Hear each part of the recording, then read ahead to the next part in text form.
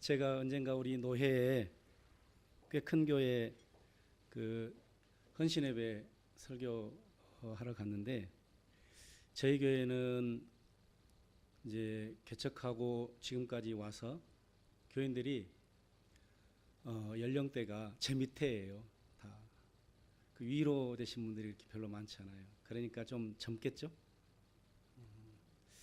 근데 큰 교회인데 거기 이제 오후 예배 드리러 갔는데, 딱 강대상에 제가 올라가 설교하려고 딱 서니까요, 하얀 거예요. 하시더라고. 그래서 이러시구나 그런 생각을 했는데, 제가 오늘 신월제일교회 보니까 젊은 분들이 많으세요. 아주 희망적이죠. 예.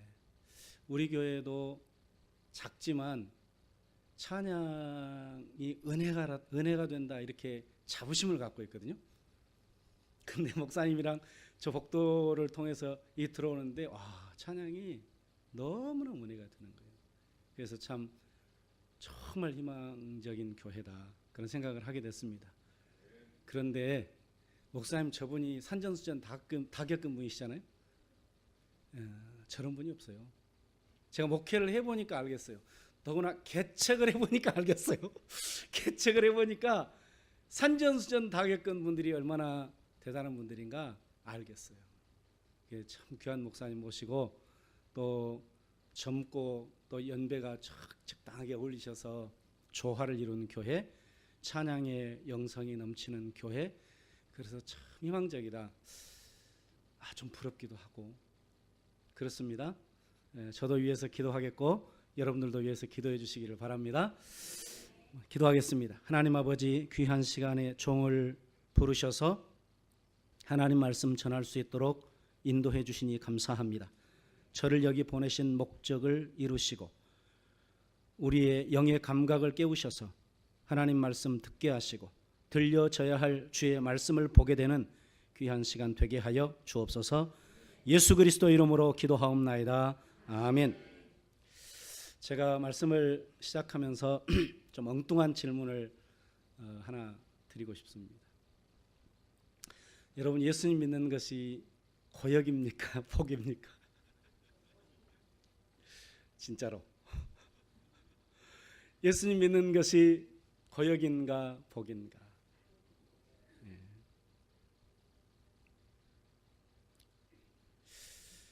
지옥 가면 안 되니까 지옥 가면 안 되니까 믿어야 되는 정도인가 하는 것입니다. 예수님 믿는 것은 엄청난 복이다. 그냥 복이 아니고 엄청난 복이다. 예수님이 세상에 오실 때 천사들을 통해서 이런 말씀을 전해주셨어요. 큰 기쁨의 좋은 소식을 너희에게 전하노라. 예수님이 오심은 큰 기쁨의 좋은 소식입니다. 큰 기쁨의 좋은 소식. 도대체 예수 믿는 것이 무엇이기에 엄청난 복이고 큰 기쁨의 좋은 소식인가? 하나님께서 예수님을 육신의 모양으로 이 땅에 보내실 때 그분의 이름을 알려주셨습니다. 이름을 이렇게 불러라. 그 이름은 예수님이 왜 여기 오셨는지, 그리고 그분을 믿는 자들에게 주어진 하나님의 복이 무엇인지를 정확하게 가르쳐주고 있습니다. 예수님이 어떤 분이신지, 그분을 믿는 자에게 주어지는 복이 어떤 것인지를 정확하게 말씀해 주시고 있는 거예요. 예수님의 이름이 무엇입니까? 첫 번째가 예수입니다. 우리가 오늘 읽지 않았지만 21절 말씀에 보면 아들을 낳으린 이름을 예수라 하라. 이는 그가 자기 백성을 그들의 죄에서 구원할 자이심이라 하니라. 예수 믿는 것이 엄청난 복인 이유는 죄에서 구원받는 길이기 때문입니다. 예수님은 우리를 죄에서 구원하십니다. 예수님은 우리에게 영생을 주십니다. 예수님이 우리에게 천국 가게 하십니다. 그분이 우리에게 유일하게 천국 가게 하시는 분이십니다. 구원의 복, 예수 이름의 복, 그 은혜를 주시려고 주님이 오셨다고 하는 사실이죠. 그런데 그 구원의 복과 함께 주시는 크고 놀라운 복이 있습니다. 그것이 임마누엘입니다. 구원의 복과 함께 하나님께서 우리에게 주신 놀라운 복, 크고 놀라운 복, 그것이 임마누엘입니다. 오늘 우리가 읽었던 말씀, 보라 처녀가 잉태하여 아들을 낳을 것이요 그 이름을 임마누엘이라 하리라 하셨으니 이를 번역한즉 하나님이 우리와 함께 계시다 함이라. 임마누엘의 복은 무엇입니까? 하나님이 우리와 함께 계신다. 예수의 복, 구원의 복, 예수 이름의 복, 구원의 복, 이건 너무나도 커서 그걸 진짜 아는 사람들은 이렇게 고백했습니다. 웬일인가, 웬 은혜인가. 진짜 그 은혜를 아는 사람들은 웬일인가, 웬 은혜인가.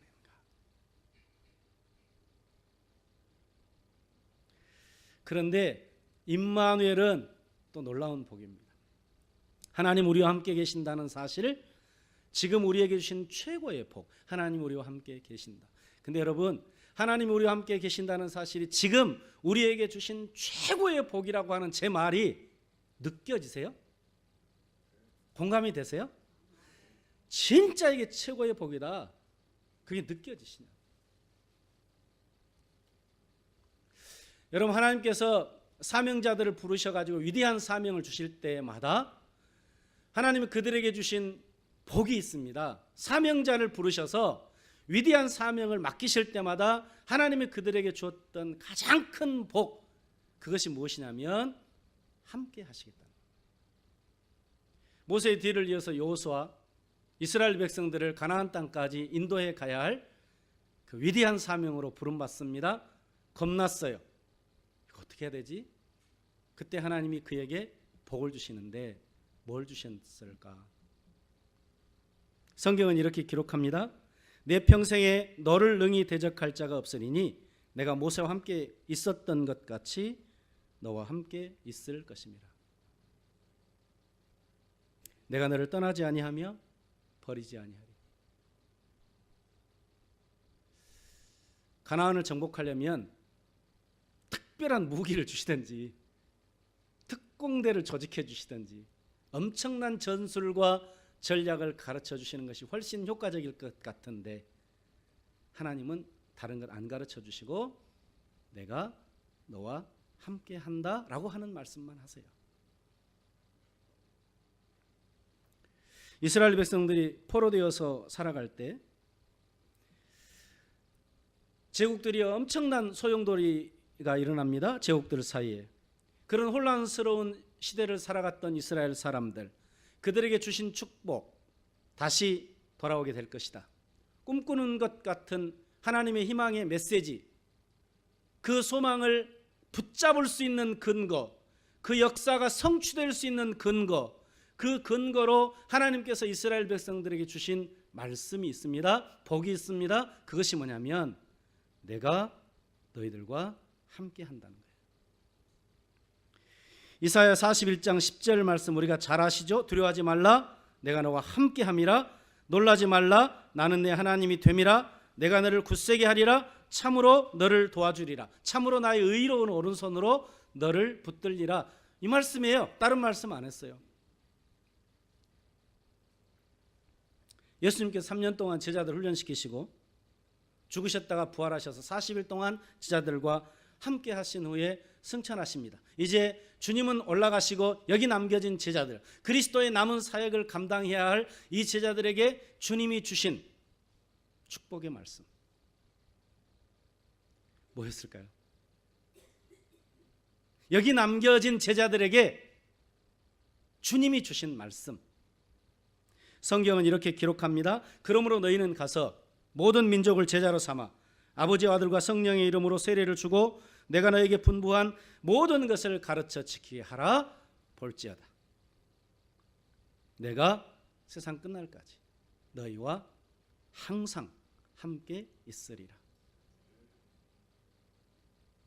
하나님이 함께 하신다고 하는 복이 하나님께서 그토록 위대한 사명을 따라 부름받았던 사명자들에게 주신 최고의 축복이라고 하는 말씀이 느껴지세요?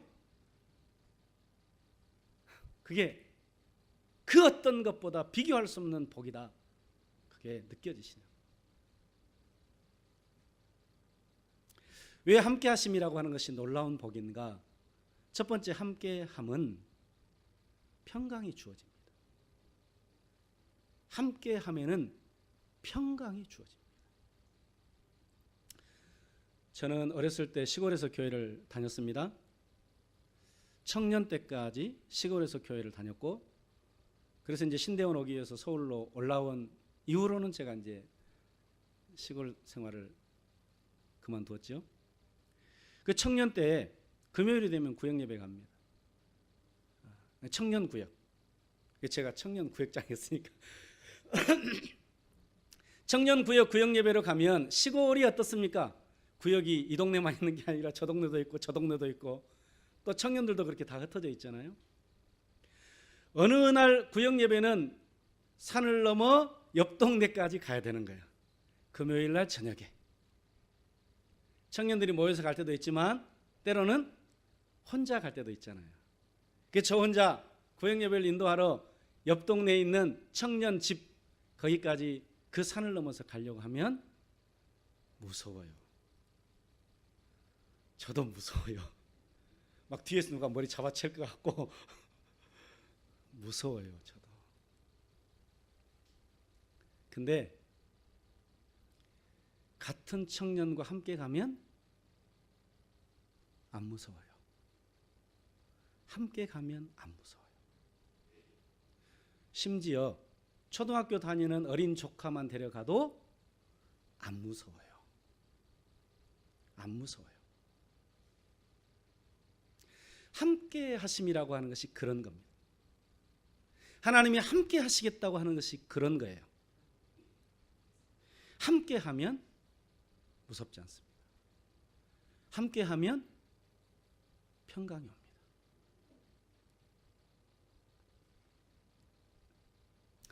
우리가 인생길에서 무서울 때가 있습니다. 왜 무서운 줄 아십니까? 하나님이 안 보이면 무섭습니다. 함께 하시면 안 보이면 무섭습니다. 함께 하면 평강이 있습니다. 평강이 옵니다. 그냥 옵니다. 함께 하심이 놀라운 복인 두 번째 이유는 무엇인가? 함께 하심은 어떤 복이 우리에게 주어지는가? 죄를 이기게 됩니다. 왜 우리가 죄를 짓습니까? 안 보이니까. 누가 안 보니까. 누가 안 보니까 죄를 짓습니다. 누가 보면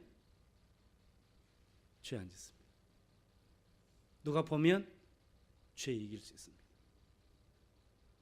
안 보이니까. 안 본다고 생각을 하니까. 그러니까 죄를 짓습니다. 어린 조카만 옆에 있어도 저 죄 못 짓습니다. 조금 까다로운 교인이 내 옆에 따라 붙으면 저 절대 죄 못 짓습니다. 왜냐하면 그분 이제 제 죄가 보여지는 그 순간 다 나발부고 돌아다닐 테니까 절대 죄 못 짓습니다. 그런데 불꽃 같은 눈동자로 보시는 그 하나님이 보인다면, 그 하나님 함께 하심이 생생하게 느껴진다면 죄 지을 수 없습니다.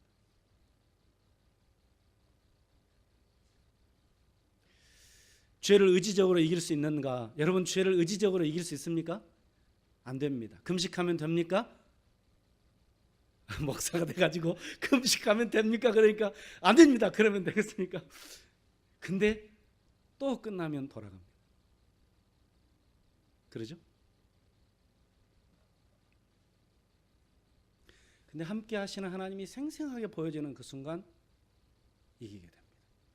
아니, 어린 조카만 봐도 이기는데, 어린 조카만 옆에 있어도 내가 함부로 못하는데, 하나님이 계시는데, 하나님이 보이시는데 어떻게 내가 함부로 할 수 있겠습니까?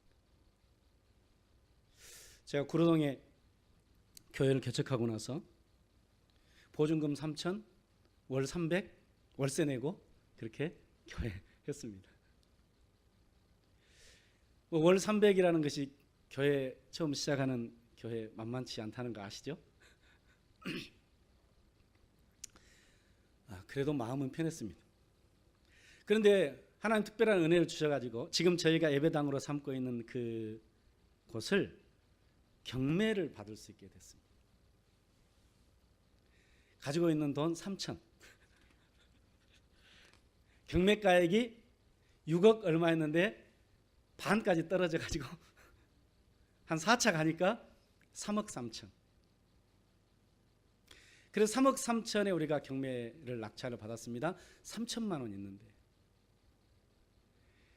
근데 경매 대출은 80%까지 해준대요. 그냥 그것만 믿고 했어요. 80%까지 해준다. 그것만 믿고. 최대로 80% 경매 대출 받으니까 2억 5천 받을 수 있었습니다. 그리고 나머지 3천하고 뭐 한 5천 정도는 옆에서 도와주시는 분들이 있어서 다 처리할 수 있었어요. 그런데 경매를 거치면서 큰일이 진행되면 가끔씩 교회에 시험이 오죠. 큰일을 하려고 하면 시험이 옵니다. 그러니까 그 경매를 거치는 과정에 조금 시험이 교회 안에서도 왔어요. 불협화음이 좀 생겼어요. 이제 빚으로 2억 5천이 은행에 이제 잡혀 있는 겁니다. 2억 5천. 여러분들에게는 2억 5천이 아무것도 아닌 분들 있을 겁니다. 근데 저는 큰 돈이었습니다. 저는 2억 5천이 아주 큰 돈이었습니다. 우리 목사님 아무것도 아니셨을 텐데 옛날에 비하면 저는 하여간 큰 돈이었습니다. 옛날에 월세 300만 내면 뭐 별로 마음 편했어요. 300 내면 끝나니까. 근데 이제 2억 5천을 갚아야 된다고 생각을 하니까 이게 부담이 됐어요. 그렇다고 교회가 넉넉한 것도 아니고 또 교인이 하나로 똘똘 뭉쳐가지고 되면 그나마 더 희망이 있을 것 같은데 교인들도 불협화음도 생기고 막 그것이 눌려오는데요. 압박감이 몰려오는데 어느 순간은 잠도 못 잘 때도 있더라고요. 목사가 돼가지고 마음이 좁죠. 근데 하여간 2억 5천도 제게는 그랬습니다. 하여간 막 잠도 안 오고 그럴 때가 있더라고요. 교인들이라도 좀 하나 되면 마음이 편할 텐데 그렇게 안 돼가지고. 근데 어느 날 새벽에 제가 막 신음을 하면서 기도를 했습니다. 막 기도도 안 나오고 막 그래 신음을 하면서 막 그거를 기도를 하는데 평소에 생각했던 말씀이 쫙 떠올랐어요. 내가 그리스도와 함께 십자가에 못 박혔나니 그런즉 이제는 내가 산 것이 아니요 오직 내 안에 그리스도께서 사신 것이라. 이제 내가 육체 가운데 사는 것은 나를 사랑하사 나를 위하여 자기 몸을 버리신 하나님의 아들을 믿는 믿음 안에서 사는 것이라. 근데 그 말씀이 쫙 이해가 되는 거예요. 쫙 풀어지는 거예요. 그 순간. 그러면서 그렇지. 나는 주님과 함께 죽었지. 나는 주님과 함께 죽었지. 그리고 내 안에 주님이 사시지. 주님이 나의 주인이시지. 그러면 빚에 대한 책임은 누가 지셔야 되나? 주인이 지셔야지. 나는 질 게 없지. 아니 진짜 그 생각이 확 들어온 거예요. 그분이 내 안에 거하셔서 나와 함께 하시고 그리고 그분이 나의 주이시면 나는 죽었고 그분이 내 안에 사시니 그분이 책임지셔야지. 죽은 사람이 무슨 책임지나. 그 생각이 드는 순간요 평안이 쫙 오는 거예요. 모든 무거운 짐으로부터 완전하게 자유하게 된 거예요. 완전하게 자유하게 됐어요. 이게 주님이 함께 하실 때 오는 평안이구나. 평강은 그분으로부터 오는구나. 평강은 그분의 함께 하심이 그분이 내 안에서 사시는 것이 선명하게 보이기 시작할 때, 생생하게 보이기 시작할 때 평강은 오는구나. 오는구나. 그런데 더 놀라운 것은 그 다음부터 시작이 됐습니다. 더 놀라운 것은 그 다음부터 내 안에 사시는 예수님, 나와 함께 하시는 주님, 그 주님이 점점 더 생생하게 느껴지는 거예요. 점점 더 생생하게. 하루는 제가 잠을 자려고 하는데 잠을 자다가 탁 자려고 누워있는데 뭔가 생각 속에서 덕스럽지 못한 생각이 막 이렇게 떠올랐어요. 무슨 생각이냐고 살펴보려고 하지는 마세요. 알아보려고 하지도 마시고 하여간 뭔가 이렇게 덕스럽지 못한 생각이 제 머릿속에 딱 있었어요. 바로 그 순간 어떤 일이 벌어졌냐면요, 마치 하나님이 여기 위에 계신 것처럼 딱 하나님께서 저를 두고 야 자식 그러시는 것 같았어요. 자식 책망하는 게 아니고 살짝 웃으면서 이 자식 그러시는 것 같았어요. 그때 제가 바로 즉시 하나님 죄송합니다. 하나님 죄송합니다.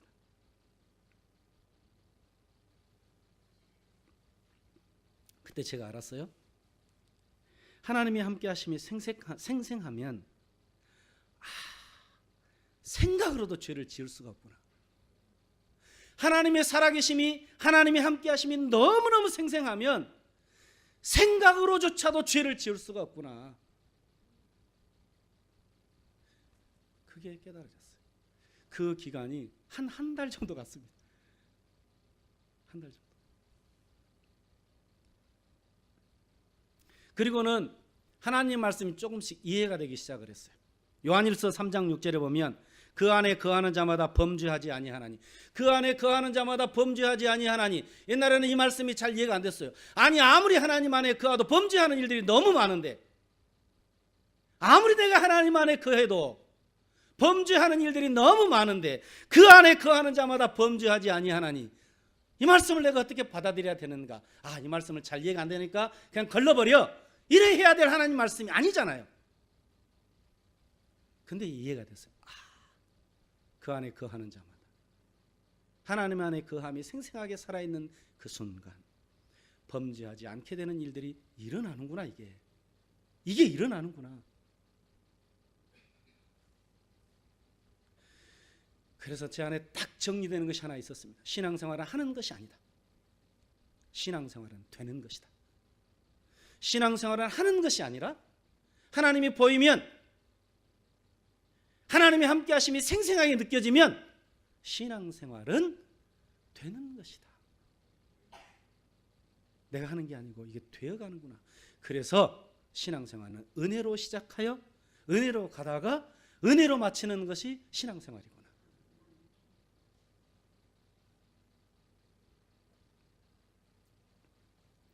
근데 여러분, 여기 모인 우리 신월제일교회 성도님들 중에서 하나님이 함께 하신다는 말씀을 모르시는 분이 있습니까?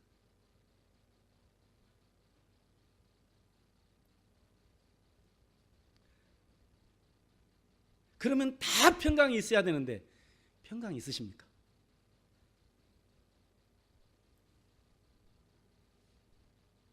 하나님이 함께 하시면 죄를 이긴다고 그러는데, 하나님이 함께 하신다는 것을 모르는 분이 여기 없고 다 아는데, 그런데 죄를 이기십니까? 하나님이 함께 하신다고 하는 말씀을 아는 것과 하나님이 함께 하신다는 사실을 아는 것은 다릅니다. 하나님이 함께 하신다는 말씀을 아는 것과 하나님이 함께 하신다는 것을 아는 것은 다릅니다. 하나님이 함께 하신다는 것을 아는 것은 하나님이 함께 하신다는 말씀을 아는 데서부터 시작됩니다. 그리고 거기서부터 발전합니다.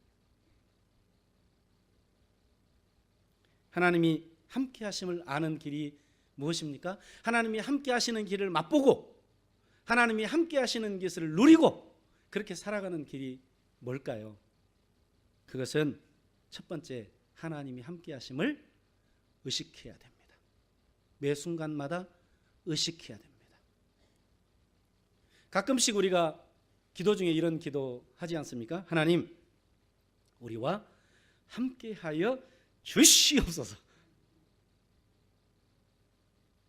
우리와 함께하여 주시옵소서. 그렇게 기도하시죠?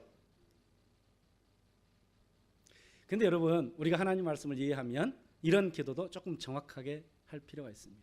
하나님은 이미 뭐라고 말씀하셨어요? 우리와 함께 하시겠다고. 세상 끝날까지 함께 하시겠다고. 아니, 그것은 기도해야 할 게 아니고 아니, 함께 하신다니까요. 함께 하시겠다고 말씀하셨다니까요. 세상 끝날까지 함께 하시겠다고. 그러니까 함께 해 주시옵소서 안 해도 된다니까요. 함께 하시겠다고 하셨다니까요. 하나님이 함께 하시면 변치 않습니다. 다만 내가 눈이 떠져서 하나님이 함께 하시는 게 안 보이는 거예요. 내 영적 감각이 살아 하나님의 함께 하심이 안 느껴지는 거예요. 어린아이가 막 웁니다. 그러다가 딱 울음을 그치는 비결은 뭐죠? 엄마 보면 다 끝납니다. 그러니까 엄마만 보면 다 끝납니다. 마치 우리가 영적으로 어린아이와 같은 거예요. 우리에게 때로는 울 일도 있고 무서워 떨 일도 있지만 안 보이니까 하나님이 함께 하신다는 말씀을 하는데 못 느껴지니까. 근데 그 하나님 함께 하심이 느껴지고 생생하게 보여지는 그 순간 다 두려움도 떠나고 울음도 그치고, 그것이 하나님께서 우리에게 주신 약속된 은혜인 줄로 믿습니다. 한국 초대교회 성결교 봉사 이성복 목사님 아실 겁니다. 그분은 언제든지 늘 오른손을 꼭 이렇게 주먹을 쥐고 다니셨답니다. 그래서 물었대요. 왜 그러십니까? 그랬더니 주님 손잡고 가신다고요. 여러분 이게 의식하면서 사는 겁니다. 매 순간 주님 여기 계시지. 주님 여기 계시지. 주님 여기 계시지. 지금 내 옆에 계시지. 계시겠다고 하셨으니 계시지. 그렇게 늘 의식하고 그분의 말씀을 시인하고 그분의 약속을 점검하고 그렇게 살아가는 중에 어느 순간 하나님이 우리에게 알게 하실 것입니다. 내가 여기 있다 하는 것이 보이게 하실 것이에요. 그때 하나님이 함께 하신다는 사실을 아는 거예요. 말씀으로 아는 것이 아니라 실제로 알게 되는 거예요. 그리고 그 맛은 우리가 점점 일상 가운데 하나님이 함께 계시는 삶을 누리게 하는 은혜로 발전시켜 갈 것입니다.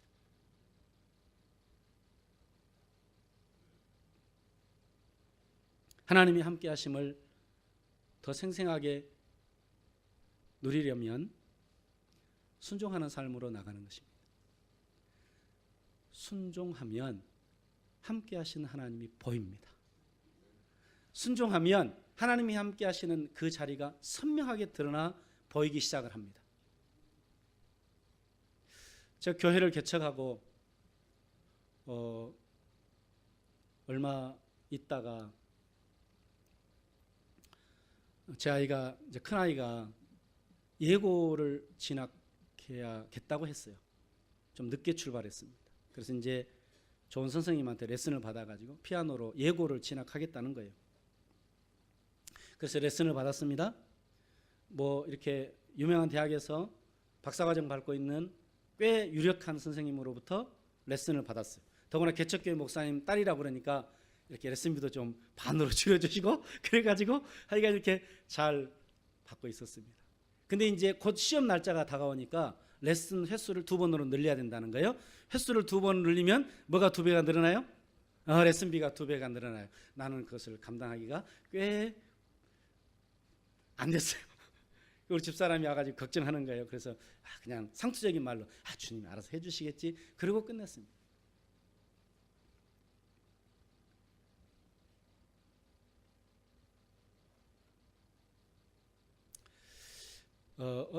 이제 어느 날 우리 어떤 목사님이 오늘처럼 헌신예배 설교를 부탁을 했어요. 그래서 이제 헌신예배를 설교하고 왔습니다. 헌신예배 설교하니까 강사 사례비라 그래가지고요. 그래서 제가 강사 사례비를 받아가지고 왔습니다. 오랫동안 개척교회 하면서 근근하게 살아오니까 이것만은 하나님 앞에 11조하고 감사한금하고 나머지는 내가 좀 한번 써봐야 되겠다. 그래가지고 딱 여기 넣어놓고 있었어요. 근데 저는 넣어놓고 있어도 잘 못 써요. 그래서 기다리고 있다 보니까 또 먼 일 있을 때 좀 나가고 먼 일 있을 때 나가고. 근데 여러분 강사 사례비가 그렇게 대단히 많지는 않잖아요. 근데 어쨌든 그나마 그걸 가지고 내 마음대로 나를 위해서 한번 써보겠다고 내가 간직하고 있었습니다. 그때 제가 매일 저녁 강단에서 기도하고 있던 때였어요. 토요일 날 저녁에 강단에서 무릎 꿇고 주여 그러고 기도를 하는데 갑자기 제가 하나님 음성이라고 표현하겠습니다. 갑자기 하나님 음성이 들렸어요. 내라. 그래서 저는 그 말이 뭔 말인지 얼른 알아차렸어요. 아, 이거 다 헌금하라는 거예요. 다 헌금하라는 거예요. 그래서 제가 속으로 어떻게 생각했냐면, 내가 이럴 줄 알았다, 이럴 줄 알았다, 진작 써버릴 걸, 내가 이럴 줄 알았다. 그러면서 그 다음에 이것은 하나님 주신 말씀이 아니고 음성이 아니고 내 생각이야, 내 생각. 그리고는 딱 정리하고 이제 사무실에 들어가 잤습니다. 그리고 이제 주일날 새벽 딱 이제 일어나가지고 다시 강대상에 와가지고 무릎을 딱 꿇는데 동일하게 뚫리는 주님의 음성, 내라. 그래서 제가 그날 설교를 다 준비하지 않았겠습니까? 근데 설교의 핵심 주제는 아닌데 한 세 꼭지 중에 그 한 부분에 순종이라는 단어가 있었어요. 제가 이걸 순종하지 않고는 그 설교를 못 하겠는 거예요. 그래서 아깝지만 다 해가지고 헌금 봉투에서 그냥 헌금을 해버렸습니다. 그리고 저는 잊어버렸어요. 한 3주쯤 지나가지고 서초동에 있는 어떤 교회에서 제가 좀 관심 있는 분야의 세미나를 한다고 그래가지고 세미나에 참석을 했습니다. 월요일 첫날 하루 종일 강의를 듣고 이제 저녁 끝나갈 무렵쯤 이제 인도하시는 목사님, 우리 주여 삼창하고 합심해서 기도합시다. 그리고 주여 삼창을 쫙 했습니다.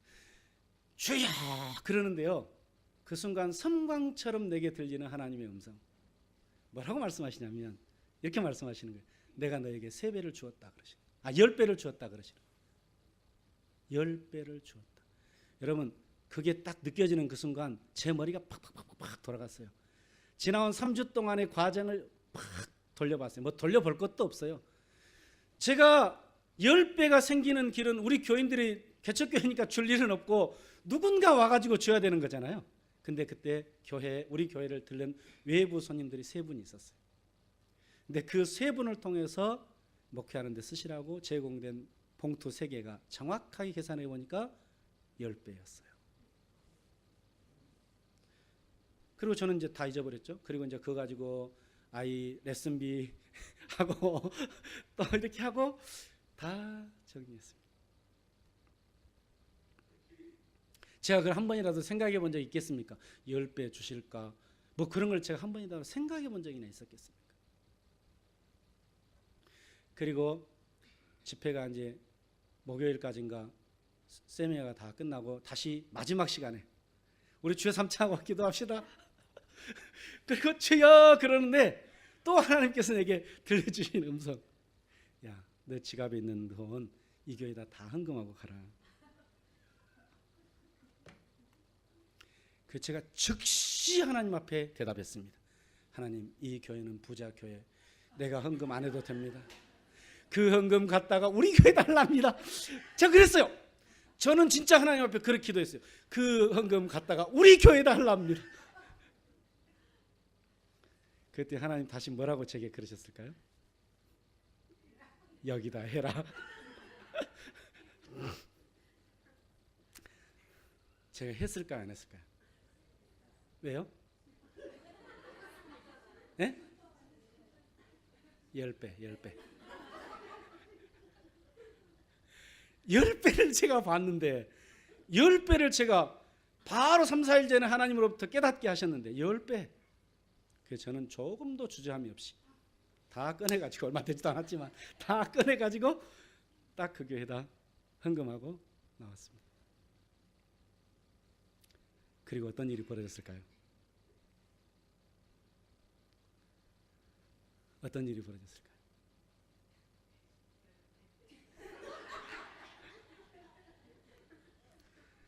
아무 일도 일어나지 않았습니다.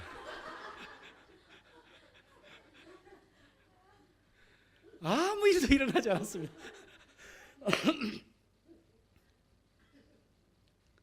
근데 저는 감사했습니다. 왜 감사했냐? 함께 하시는 하나님을 내가 의식하며 살아갈 수 있었다는 것, 함께 하시는 하나님의 감동, 그 감동이 진짜 하나님이 내게 감동하신 것인지 아니면 그냥 내가 생각한 것인지 그건 정확하게 알 수 없지만, 나는 하나님 말씀하셨다고 하는 사실로 생각하여 함께 하신 그 하나님 말씀에 순종하며 따라갔다는 것, 그것만으로도 나는 감사하다.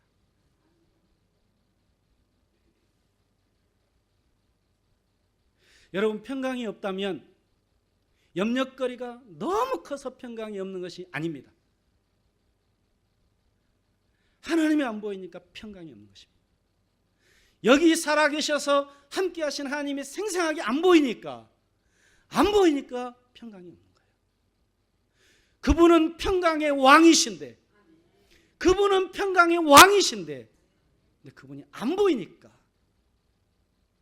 어린아이는 엄마만 봐도 울음이 그치는데 우리는 만왕의 왕이요 만주의 주요 살아계신 하나님이 안 보이니까, 그러니까 평강의 문제가, 염려의 문제가 너무 커서 평강이 없는 것이 아니라요, 하나님이 보이는 그 순간 평강은 옵니다.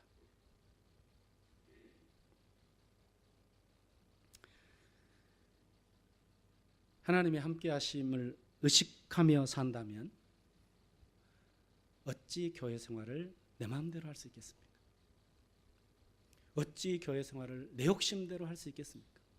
하나님이 살아계시는 함께 하시는 하나님이심을 생생하게 의식한다면 어찌 교회 생활을, 신앙 생활을 내 마음대로, 내 생각대로, 내 기분대로 그렇게 할 수 있겠습니까? 하나님 나라에 가면 놀랄 일이 있다고 그러지 않습니까? 나 같은 죄인 살리신 주은의 놀라와 그 찬송시를 썼던 노예상인 존 뉴턴, 이분이 하나님 나라에 가면 놀랄 것이 세 가지가 있을 것이다. 전혀 예상하지 못했던 사람들이 거기 천국에 있을 것이고, 이분은 틀림없이 거기 갔을 것이라고 생각한 사람이 거기 안 보일 것이다. 그리고 세 번째, 나와 같은 노예 상인이었던 존 뉴턴 같은 사람도 천국에 있는 것을 보게 될 것이다. 그런데 이런 고백 같은 놀라운 일들이 성경에 기록되어 있습니다. 성경은 이렇게 기록됩니다. 그날에 많은 사람이 나더러 이르되 주여 주여 우리가 주의 이름으로 선지자 노릇하며 주의 이름으로 귀신을 쫓아내며 주의 이름으로 많은 권능을 행하지 아니하였나이까 하리니 그때 내가 그들에게 밝히 말하되 내가 너희를 도무지 알지 못하니 불법을 행하는 자들아 내게서 떠나가라. 하나님, 제가 주님의 이름으로 선지자 노릇했습니다. 주님의 이름으로 귀신 쫓아냈습니다. 주님의 이름으로 많은 권능을 행했습니다. 근데 난 너 모르는데. 그런 일이 있답니다. 난 너 모르는데.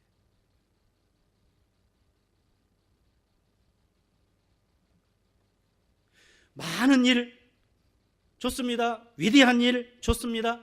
많은 일도 중요하고 위대한 일도 중요하지만 그보다 더 중요하고 원천적인 것은 주님과 함께, 주님을 따라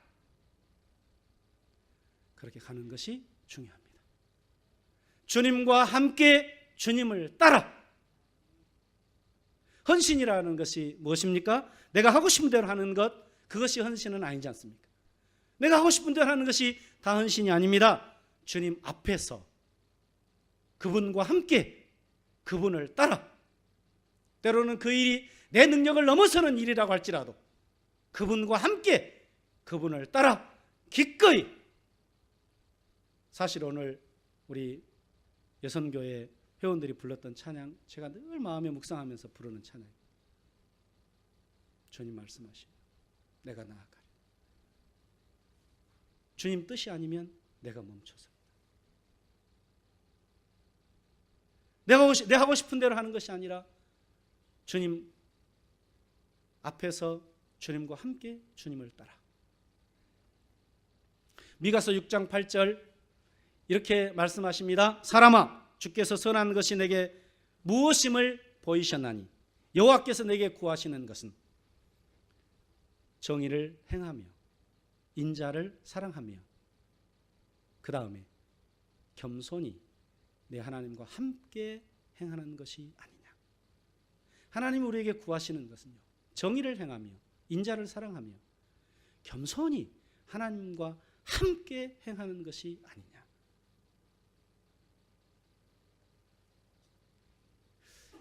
이따가 끝나면 부를 찬송입니다만 그 찬송은 이렇게 시작됩니다. 주와 함께 길 가는 것 즐거운 일 아닌가? 여러분 이 가사가 공감됩니까? 주님과 함께 길 가는 것이 즐거운 일 아닌가?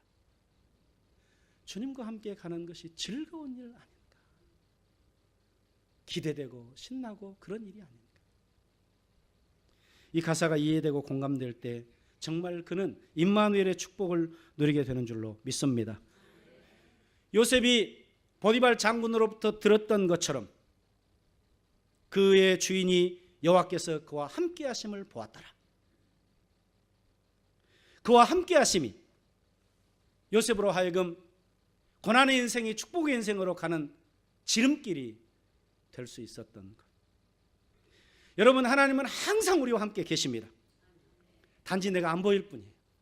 내가 그것을 인정하고 그것을 의식하고 그것이 눈에 생생하게 보이고 드러나는 순간 평강은 오고 죄조차도 이기게 되는 축복을 누리게 되는 줄로 믿습니다.